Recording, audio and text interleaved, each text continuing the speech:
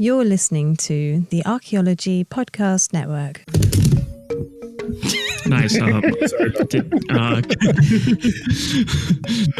that. Welcome to episode 19 of A Life in Ruins podcast, where we investigate the careers of those living a life in ruins. I'm your host, Carlton Gover, and I'm joined by my co-hosts, Corona Johnnon and David Howe.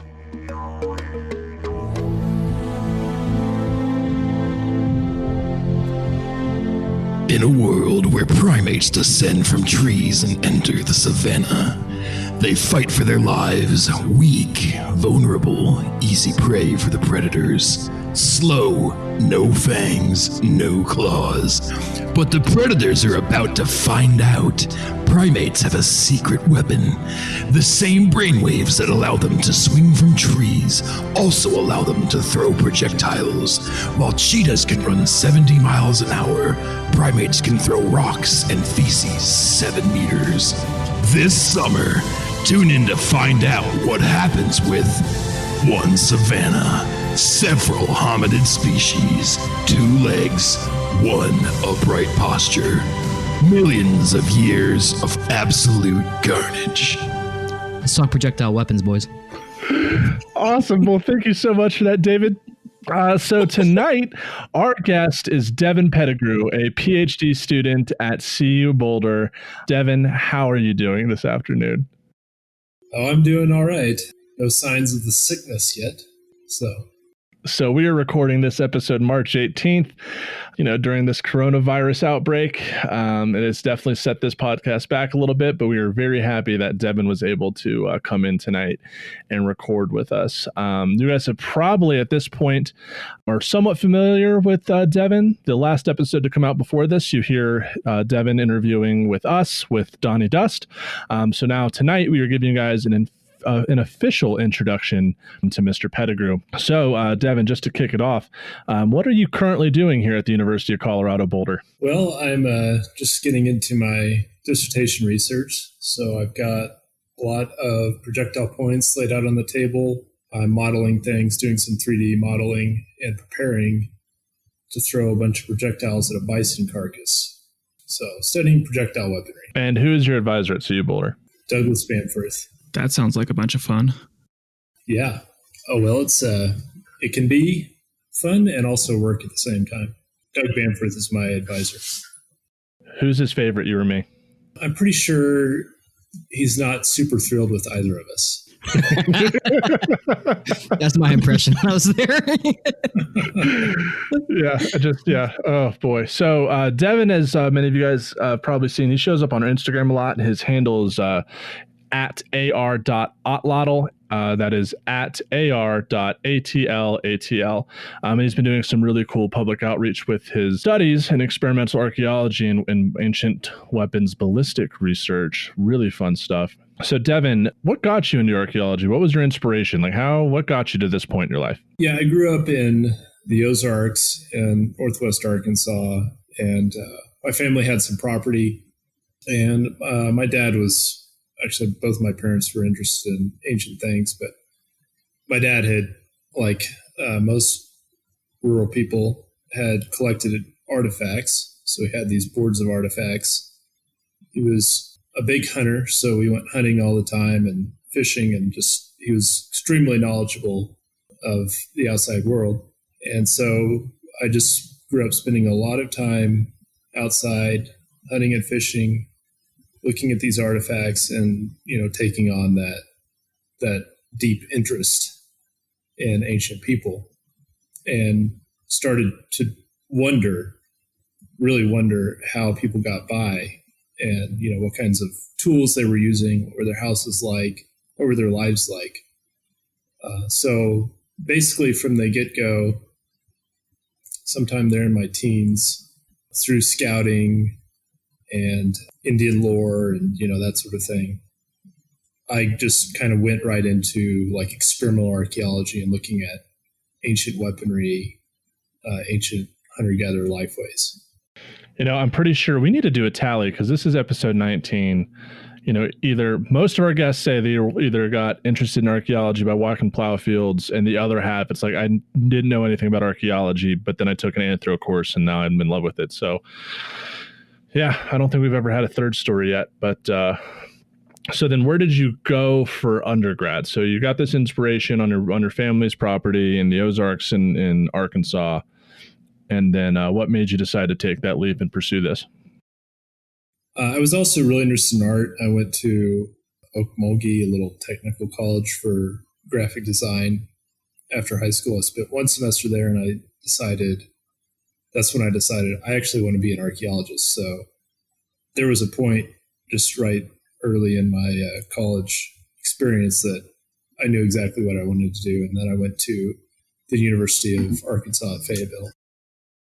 We could have used your graphic design skill after our ridiculous problem that we had trying to get our art, which you should check out on our Instagram and stuff.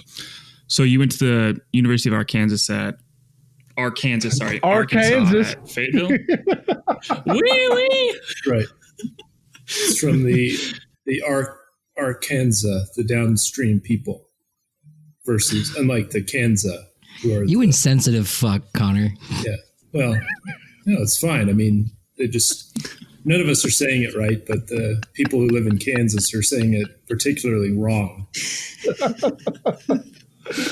Oh boy. What else? Well, actually, we'll get to that in the next segment because I love that little fun fact. But okay. And who did you work with as an undergrad at Arkansas?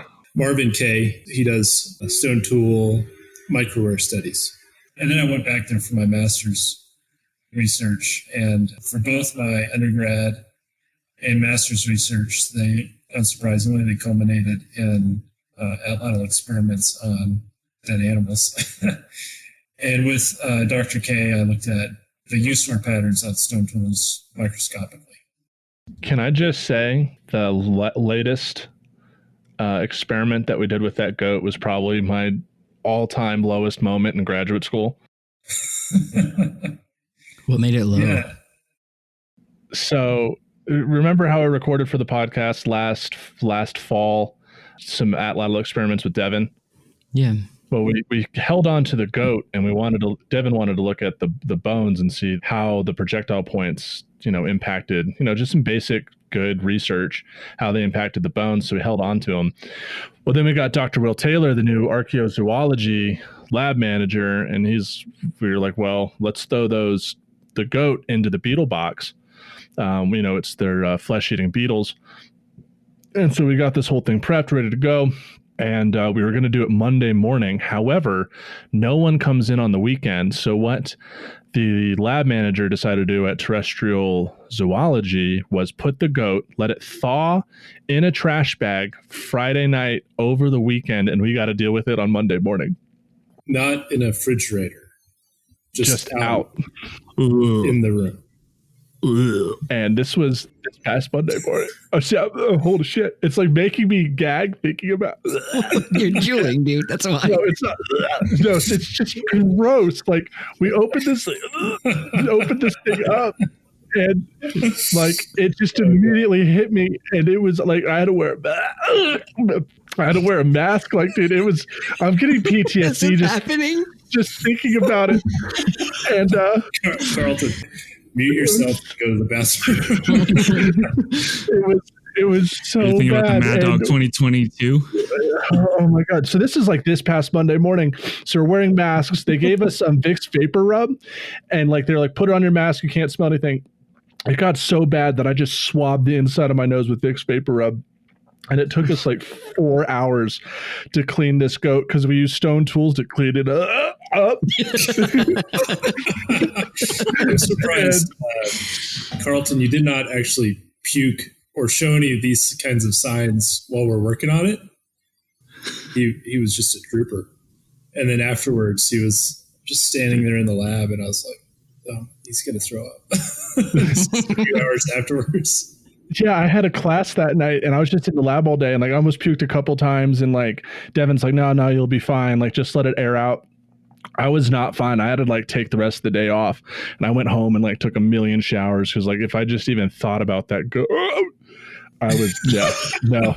Like now, it was horrible, and that's how my week started. And then it was like coronavirus. Like it was just like this a week from hell. So yeah, that was fun. So much fun. Going back to Devin's research, so you were saying that you took a microscopic approach to studying use-wear. Did you do any kind of macroscopic use-wear analysis as well? And could you like briefly explain kind of the difference between the two? Yeah, we did both. Macro just means you can see it with your eye, and micro it's very small. So macro use-wear is typically, we're talking about things you can see with your eye. It's usually what we're talking about on projectile points or breakage patterns. And there are a few different ways. The reason you can make them in the first place is that they fracture in predictable ways. So that also carries over not just from the manufacture process, but into the projectile stage. When they get thrown and they hit different kinds of targets of different kinds of mediums, rocks, wood, animals, bone, they'll break in different ways depending on various characteristics of the projectile, the material, their shape, and how much energy the projectile is carrying. So you can imagine that they break in a lot of different ways, but there are patterns that you can notice in how they fracture, and people have tried to track that back to different projectile platforms. And then microscopic, you're looking at on the macro topography of the projectile point. So what we call it is, if you zoom way in, it looks like you're looking at a mountain range or something. The macro topography. These silicate like paste will adhere to the projectile when it strikes something. And at the same time, if it receives any damage, you'll have these microscopic particles from the point itself that scrape along that surface and create these striations. And so what people have tried to do, you see these also in knife use as well. And so what people have tried to do is look at the formation of the striations, the shape of the striations, the directionality, and tie that back into tool use. And of course, the only way we can do that is by creating these experimental samples to use as analogs to then look at artifacts. So when we were in Boulder to study the macro breakage patterns, you actually ended up painting the projectile points. Is that the way you kind of studied that? I don't want to give away your like secret if that's like a...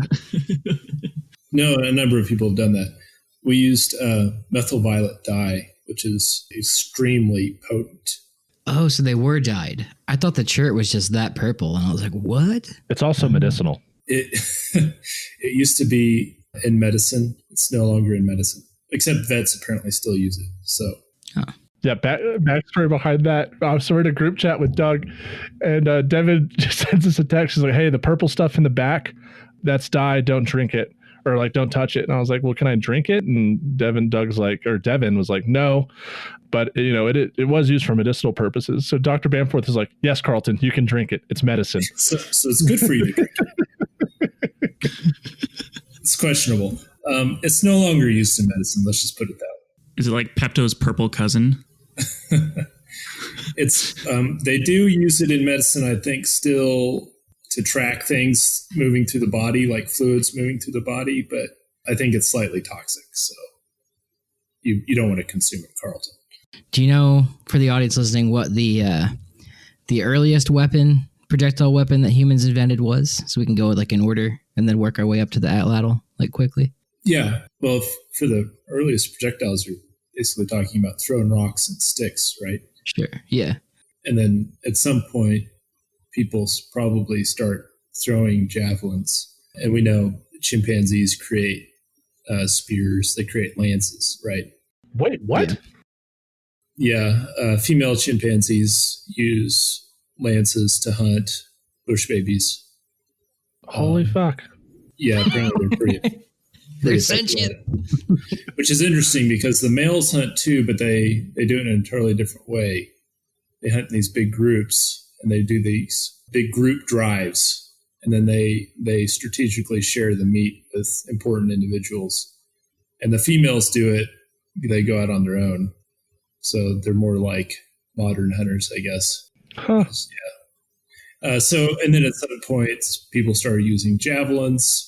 Don't know when that was, definitely in the genus Homo, probably Homo erectus. And the earliest wooden javelins date to 300,000 years ago. They're very likely wooden javelins from a site in Germany. Is that Stellmore? That's Schöningen.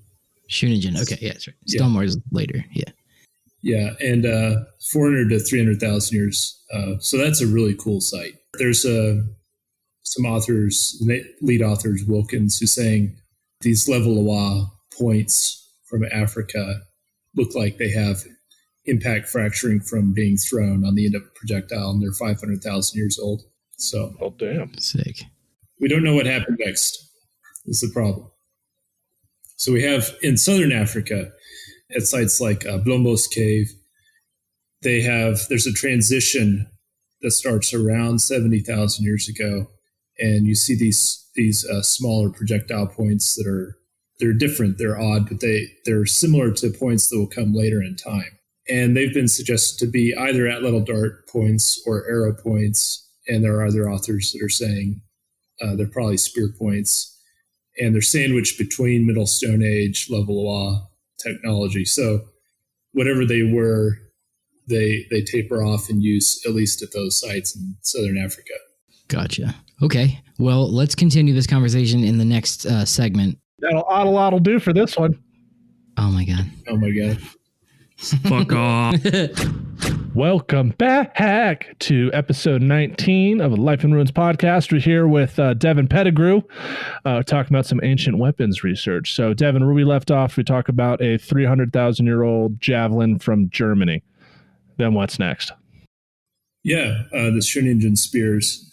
Those are really cool. I mean, we could actually talk about that site because it has important implications for the behavior and intelligence of archaic humans. If any of you have hunted before, you probably have some sense of how challenging it can be. And this is something I've wondered a lot about: is how the hell did people do this? How do you go out with a javelin and kill a horse, which is what they were hunting wild horses at Schöningen. That's not possible, Devin, because horses are only from North America, as stated by the dissertation that came out of University of Alaska Fairbanks. So you might need to rethink that. Okay, we'll have to rethink the whole thing. So I don't know what the hell those animals are then. They look an awful lot like horses. Some kind of equine creature. Basically, the site is in a natural cul-de-sac. So a group of archaic humans, Heidelbergensis, I guess, would have driven these animals back into this natural cul-de-sac where they could get close enough with javelins. So there are all these elements of organization, understanding how the prey is going to respond to you, and understanding prey behavior that have to go into that. So at like 300,000 years ago, they were like corralling these not horses into a corner, which takes like a lot of social cohesion and whatnot, and social planning to do it. So, yeah.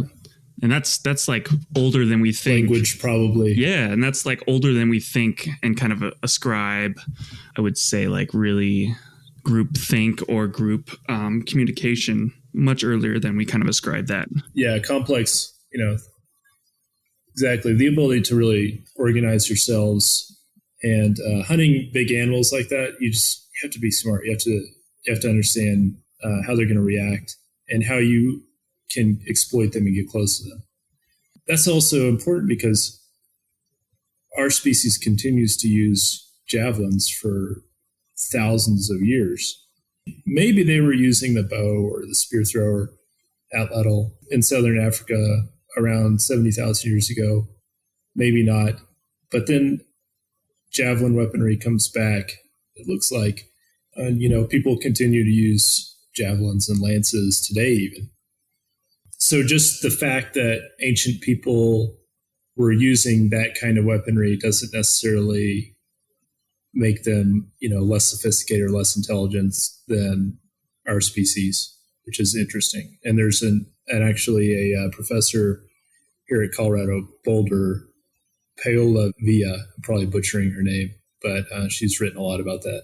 So you're saying that, I just want to make sure I'm getting this right, that earlier archaeologists and scientists thought that because they were using javelins, they weren't as sophisticated or intelligent, because obviously that meant like they were risky and going really up close.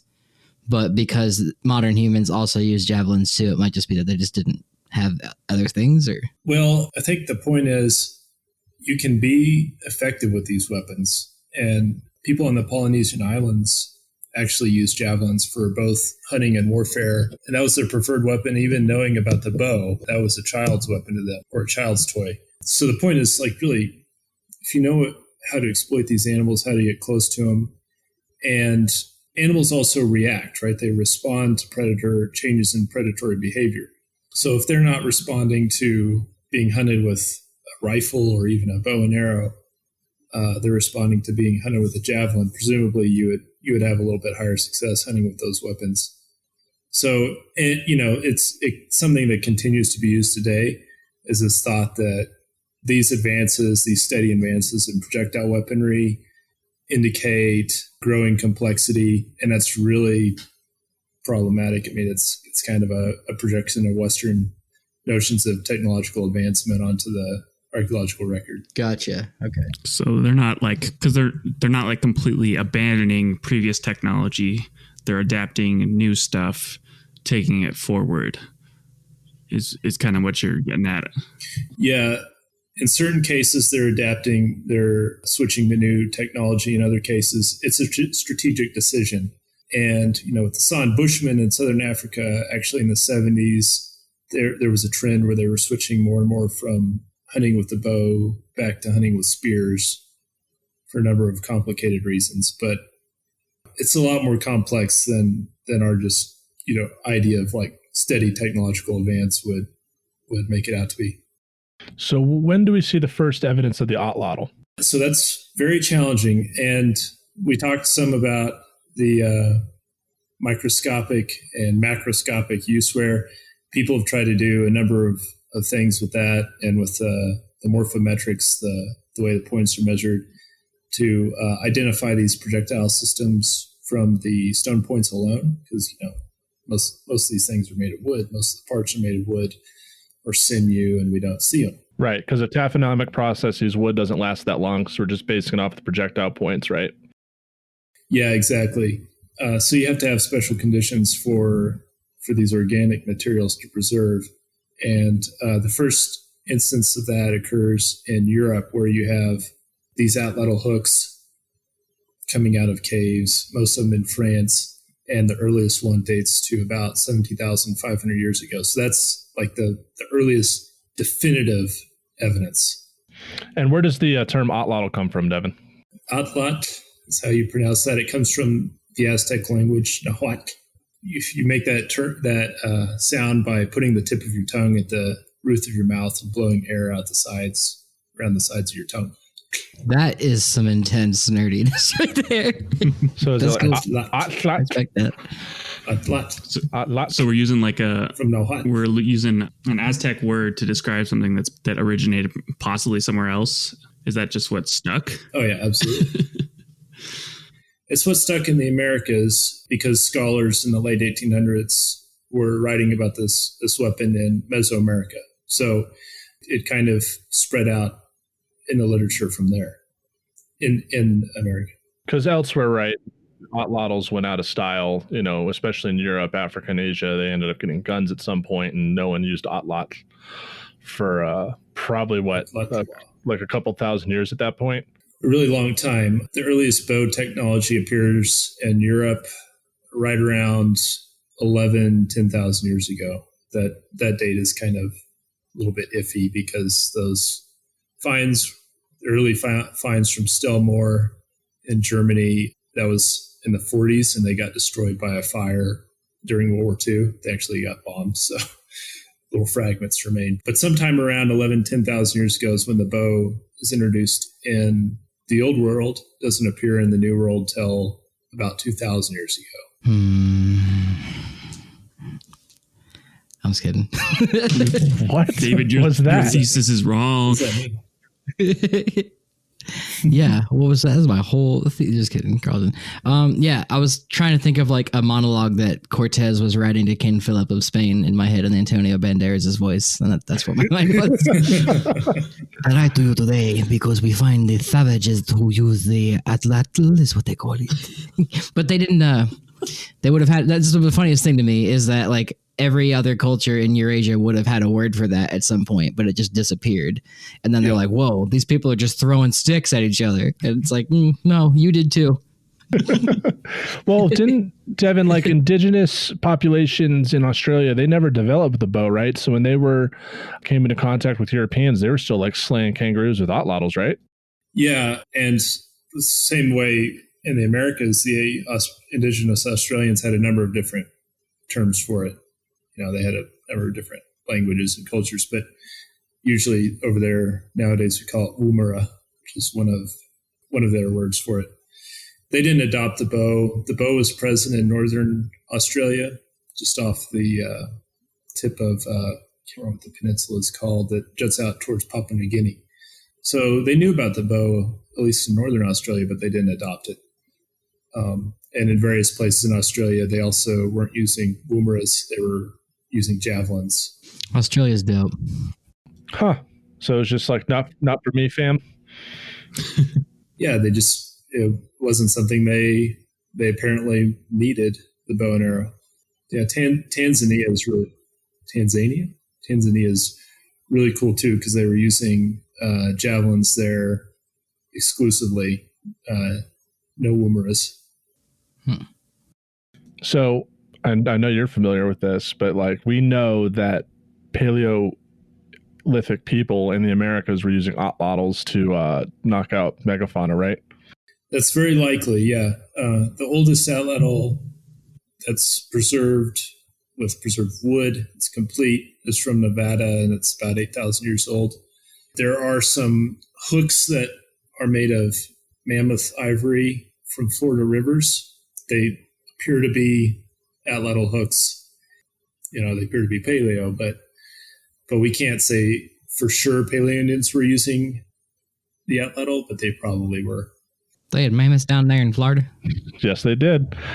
And I want you to talk about George Frizen, Devin, and his experiments with atlatls and modern African elephants. But just to set the scene, can you tell our listeners about your one of your first experiences with George Frizen when he was giving a conference talk at Plains? You know which one I'm talking about? I know that one. Actually, I think I have a more interesting early experience where... What does he say, hocus pocus in that one? No, he was not quite as old as he is now. Though at Plains, he was talking about the powers, red ochre quarry, and evidence of ritual, and he said, "Oh, you can really say there was some major hocus pocus going on." And of course, he was like 20 minutes beyond his time limit, right?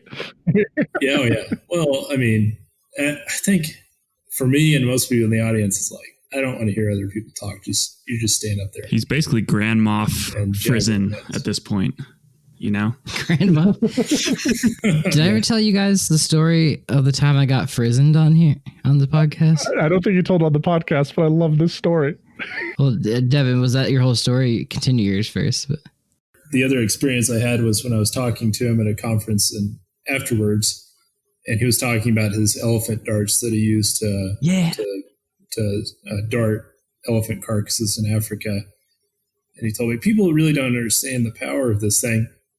And then he like leaned in and like got real close. And he's like, I could absolutely nail you to the wall with that elephant outlet. And I was like, Jesus Christ. And just so our audience knows, George Frizen is like 90-something years old, first Wyoming state archaeologist, developed the program that me, Connor, and David went to. He's just like a legend, and like he fought in World War II. Like they dropped him on the beaches of Normandy. He was on horseback, full plate armor with antlers sticking out of his helm. Like he's just a badass. Wait, what? It's a historical fact. No. Oh, They dropped George Frizen off on Omaha Beach on a horse in full plate mail with antlers sticking out like he was Stannis Baratheon. Like, swear to God. No. wait, that's real?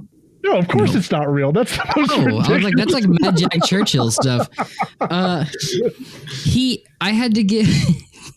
Now I can't unsee it though. I had to give my Frizen Institute lecture because like I got a grant from the Frizen Institute for my thesis, and I had to give it to the board and show them like what I was doing with their money. And I give this talk, and first off, I walked in there. Todd didn't tell me like, hey, this is like a black tie affair. I just rolled in with like mismatched socks and like a flannel shirt. And then I was like putting my jump drive in the computer, and this lady's like, oh, look, Todd, you got a tech guy. And he was like, no, that's my student. And I just like was disappointing already. And then I got in there, give my presentation, which I always like nail. And then I do it. But at the end of it, Frizen's like, and like my thesis was dope. And he just at the end of it, he's like, I can't have this. Like, we need to have more practical experiments done in archaeology. And I was like, what's more practical than my thesis? Is like what I was thinking in my head. And then he was like, we need to have, and then the man just pulls out of his like old man Carhartt jacket pocket the points that he used to stab elephants with atlatls. And he's like, we need to use these and do practical experiments like throwing atlatls into elephant carcasses. And then like, and he going on for like 20 minutes, like an old man rant. And I'm just looking at Todd, like, what do I do? And then he's just like, puts his finger up, like, and just, he's kind of letting an old guy just talk.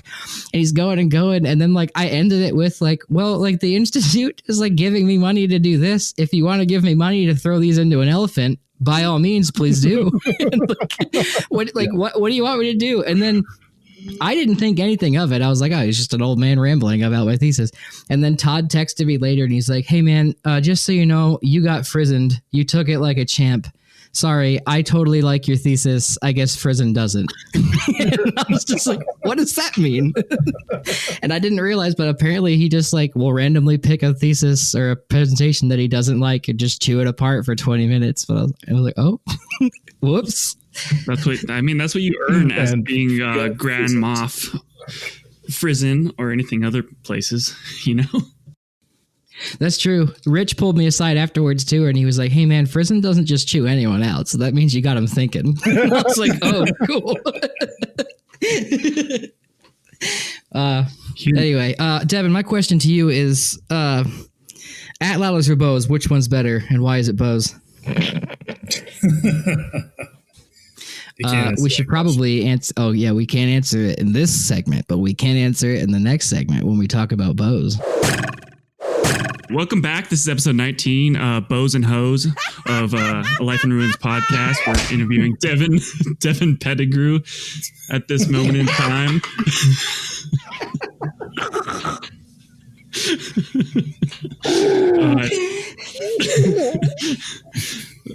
Devin, we were just asking you before.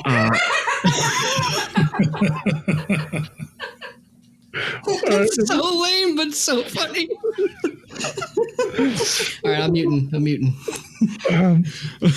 We finished that last segment talking about David set you up for a question about bows versus atlatls, or atlatls, or Atlat.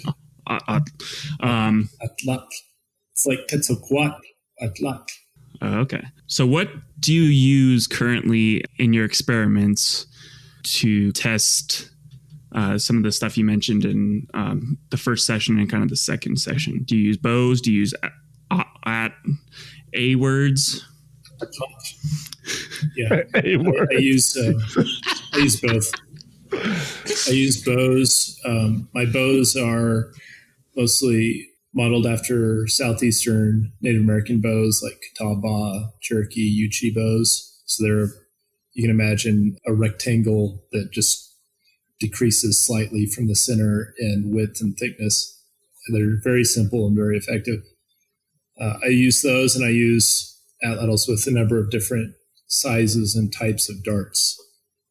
So I've got heavy darts, I've got light darts, replica darts from darts that were preserved in the southwestern U.S.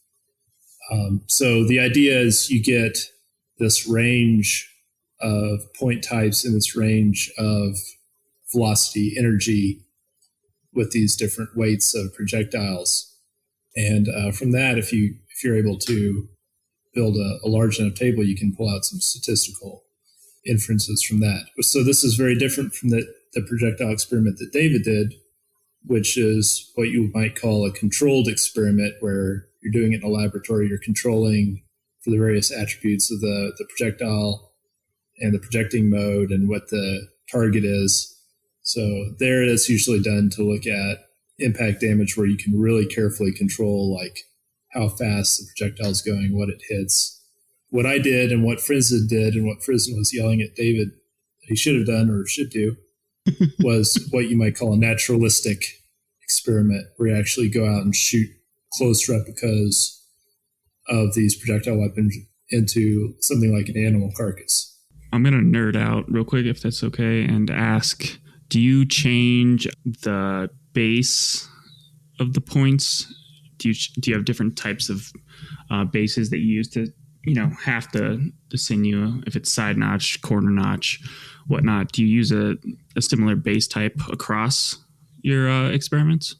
I've got a range of projectile point types that are modeled after actual artifacts.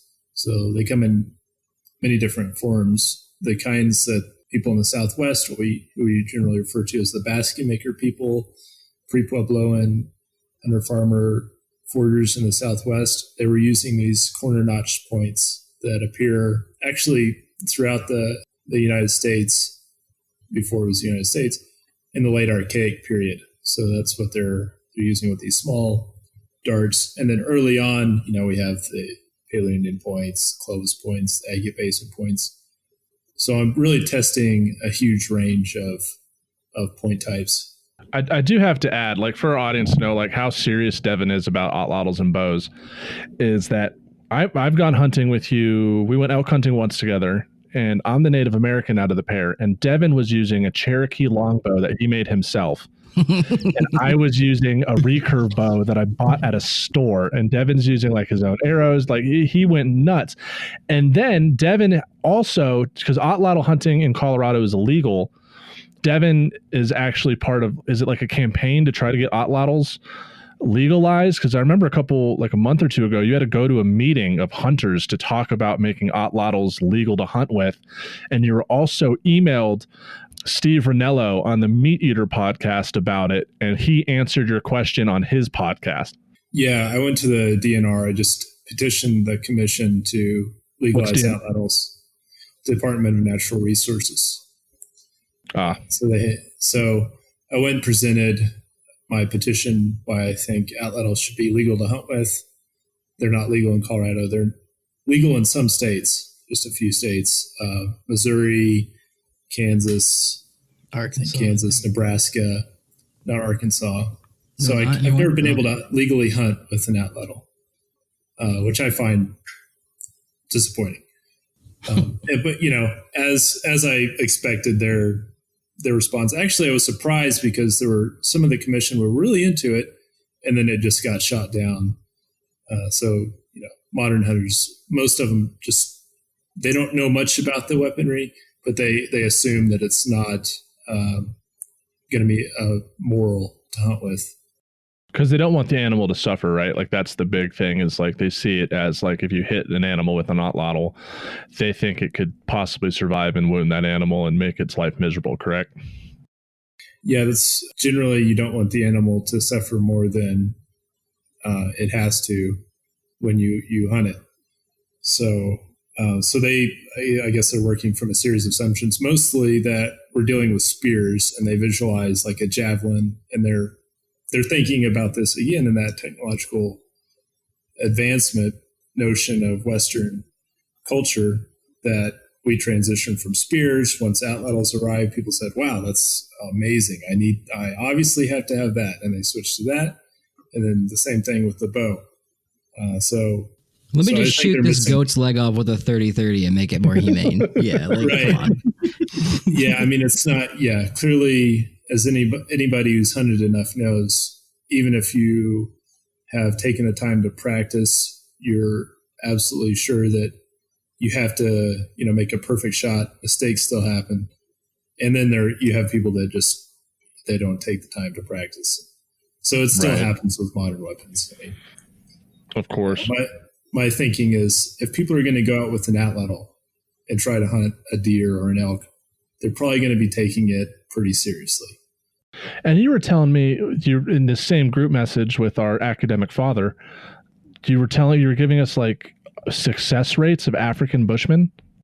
Yeah, hunting success rates are really surprising, and they're highly variable. But if you look at the success rates of modern hunters with guns and compound bows, or whatever they are, compound some things, we can talk about that later, they're extremely low, especially in Colorado. So I modeled it as hunter per day success rate, and in Colorado it's less than 1% with a bow to about 1% to 2% with a rifle per day going out hunting. And in some cases in Africa, it was over 80% success rate. It's not a fair comparison for a number of reasons. This is per hunter night. So they're actually going out at night with spears, javelins, and they're hunting from blinds and killing big ungulates, zebras, wildebeest, that sort of thing. But they're highly successful at it. And with bows, it was more like 25% success rate. But it's highly variable, but it's surprising that it's generally better, or at least on par with modern hunting success rates. That's super interesting. I do have to mention, like, Devin sent us this text and it was out of nowhere. And Dr. Bamforth just responded, "Thanks, Devin. I always wanted to know that." And it was just like radio silence for a bit. We're just like, what? You can imagine me like excitedly texting like, "This will really impress him." And it's like getting that back and being like, Doug is like very similar to Bob Kelly, I found, where it's like, he doesn't impress very easily, but when he gives you that like nugget of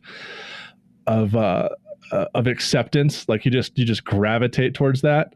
As I remember at field school, Devin, you made a really nice point, and Doug's like, "Oh, you did really good job at that," and you just like beamed up.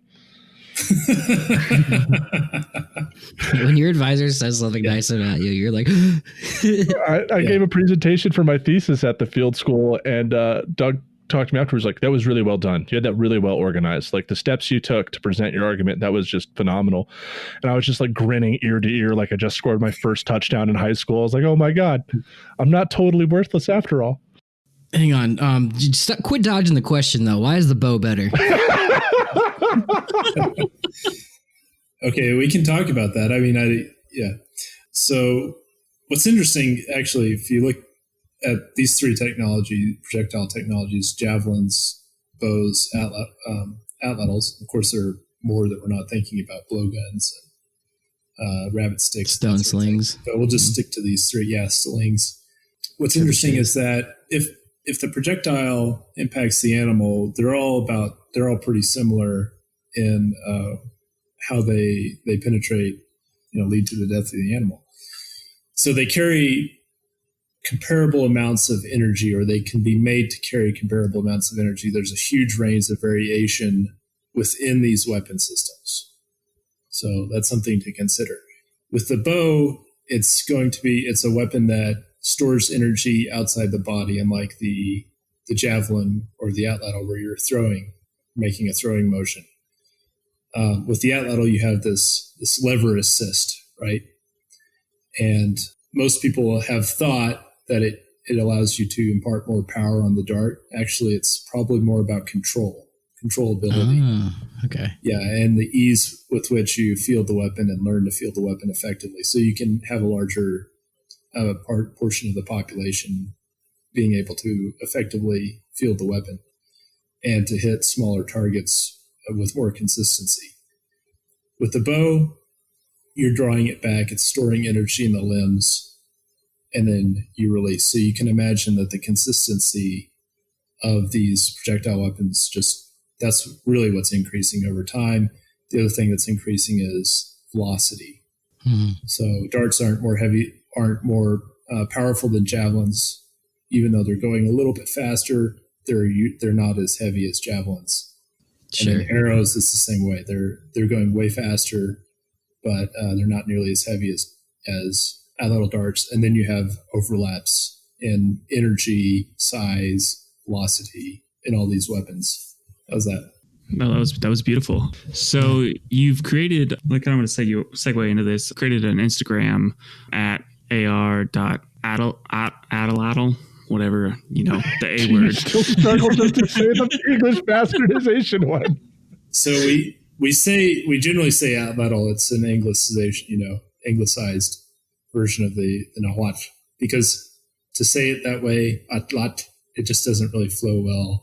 I'm gonna be real. Like, I'm all about being culturally sensitive and an anthropologist, but there's too many consonants in that word. Okay, so you have an Instagram. I'm out. How has your audience received or engaged with you as you've posting some of these videos? Because you post, like, you have a really nice high-speed camera, and you kind of post about a lot of information to these folks. Are they actively engaging with you, asking questions? Yeah, there's been 3 or 4 individuals that have messaged me. Does Caleb Welch message you? No, he does not. Oh. I got a message from a gentleman from California just the other day that he does really exceptional replicas of stone tools, projectile points. So cool. He's one of the flint knappers, one of the few modern flint knappers who's actually trying to replicate the method that went into making the stone points instead of just making like some piece of art. That's usually what you see. So he showed me some of the stuff that was really cool, and we might do a trade, and I might get some projectile points from him. People were thrilled with the slow motion video. I need to do more than that. Yeah, they didn't really post a lot of questions. When people do post questions, it gives me ideas about what I can post on. Yeah, it's really helpful. I've seen a lot of people like come out of nowhere, like trying to do like the Instagram science stuff. I guess like using me and Amy's like type model and Mark's model, but like yours are top notch. And I just wanted to tell you that on air, because every time you post one, I stop and read it. You and Aaron's both. Yeah, it's good. Appreciate it. I was on Paleo Planet forum for several years doing atlatl stuff on there, so I have a little bit of background. What is that? What is now old school technology. Paleo Planet. It was a forum in the early 2000s for people who wanted to nerd out about ancient technology. Oh, yeah, it's an internet forum. That's like a. Do you know what an internet forum is? Yeah, you're talking about manuals here. Right. With like bright green lettering and black background, and everyone has like an emoji, as an animated emoji as like their picture. And click on their profile, it plays Green Day. You have to sign in on dial-up.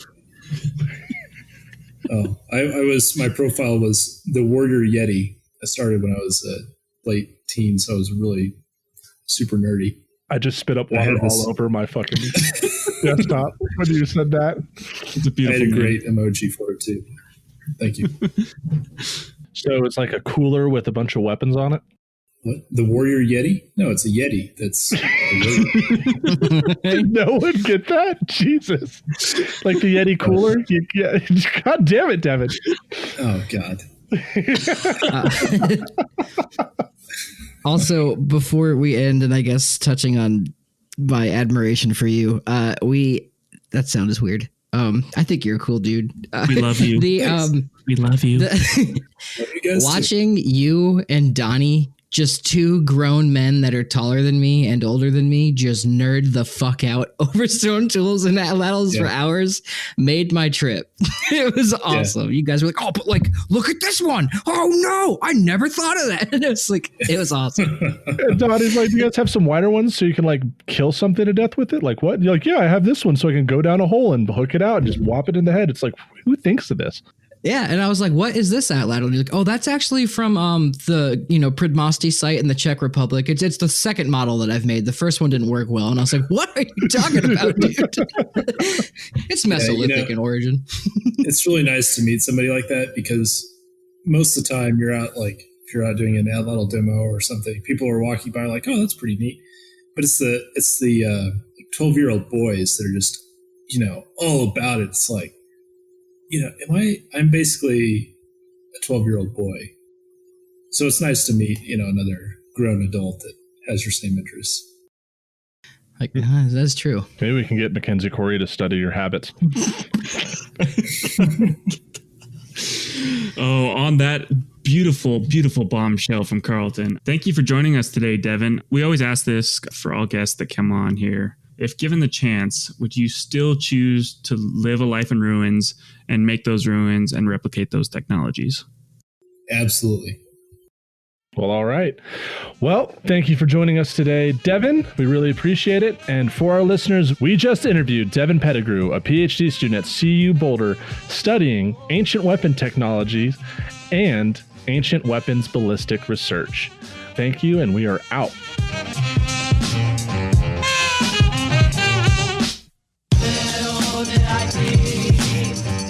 Thanks for listening to A Life in Ruins podcast. You can follow us on Instagram and Facebook at A Life in Ruins Podcast, and you can also email us at alifeinruinspodcast@gmail.com. And remember, make sure to bring your archaeologists in from the cold and feed them beer.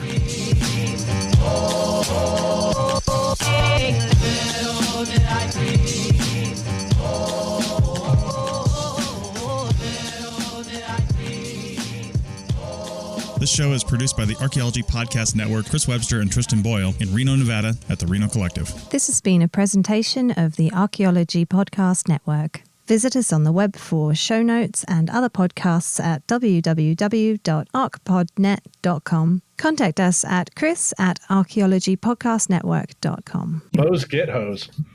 Bows and hose. Bows and hose.